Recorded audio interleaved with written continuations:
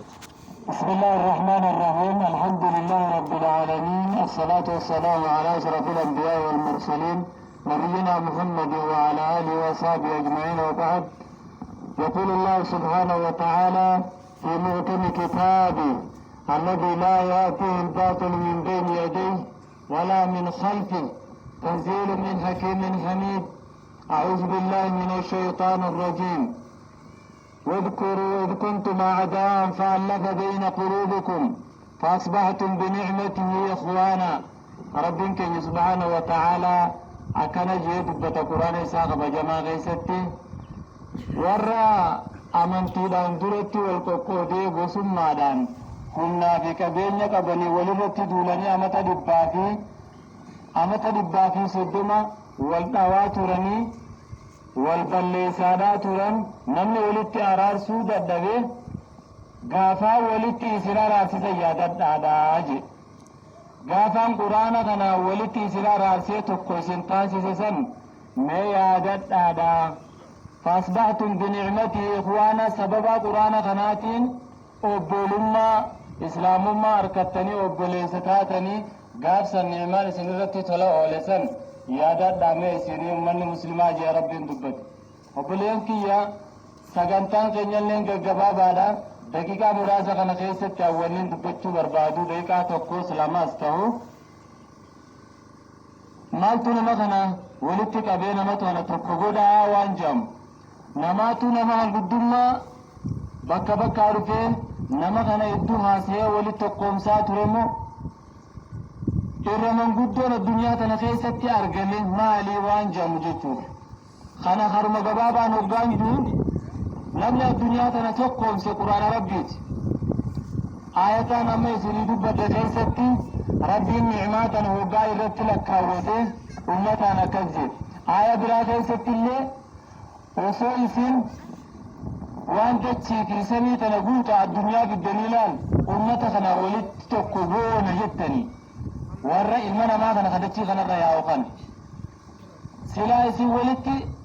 tokkoomsineeti qaama tokko goonee wal jala oofna silaa jettanii maa allafta beynahum walaakinna allaha allafa beyna quluubihim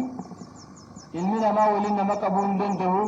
wal nama taasisuu hin danda'u rabbitu wal nama taasisaa jee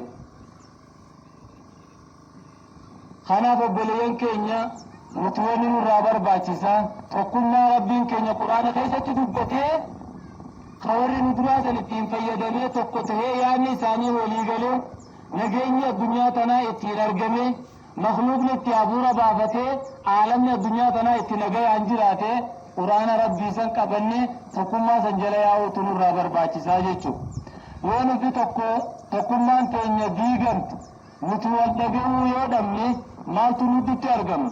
والدبي خلافة خلافنا أرجع ببود أمال ترجمة ولت بوت أرجمة نجيني بيجتي تسني بدا سنين بودا أرجع نجيني بدا وأنا قامن تنا دبته الجيران وأنا بليس جاني بورسان كي يفعل دبته الجيران خناتو أرجمة جتشو خناف ربي القرآن خيست توقع دبته ولا تنازعوا فتفشلوا وتذهب ريحكم ولا تنازعوا ولنفلمنا راجع ربي ولنفلمنا فتفشلوا نفشلتني يا ربي نخفتني يوسن يعني خيسن فالات هي خانقما نركسي خانقما سنركسي حقيقة قرآن خنرا فالوتني قما والهركفتن فتفشلوا نخفتن نلينمتن هم ندفدن نديقمتن نكبرنتن يرون دقت أنتم ما دانجراتني يجي جرى ربي سبحانه وتعالى واصبروا إن الله مع الصابرين وأنسى تبجيتها حكى ربي خنا خقرار خيسك أبتن خنا حكى ربي خقرار خيسك أراتن فن أبت داجب خلاص إرجع قرآن خنته إرجع قرآن ختكم من ما يجته إرجع تكم من بارن سنو قرآن خنا رابرنته مال تو كنت نادم بفجأة سيو خجنوتاته خادم بفجأة سيكون قرآن يسون كين عمل مخي فادا أنا وانا من النبلا لفتته من نما أدديه ته nama addaan facaasu ta'e tokkummaa nama balleessu yaa'ii uummata keessatti uumee nageenya dhabamsiisu yoo ta'e akkana dalagu jiru quraana osoo hin ta'in ana kana ta'uu beekuudha qabdan. Eenyuu ta'ee namni diiniin deemu tokko hawaan uummata kanaa faayidaan qabne dhiibbaa uummata kanarra fidaa irratti gocha malee yoo dalagu taate amantii muslimaa maqaa balleessutti jira malee amantii muslimaatiin deemutti hin jiru jechuu beekuudha qabna. Kanaaf obboleeyyan keenya tokkummaa waan dalaytu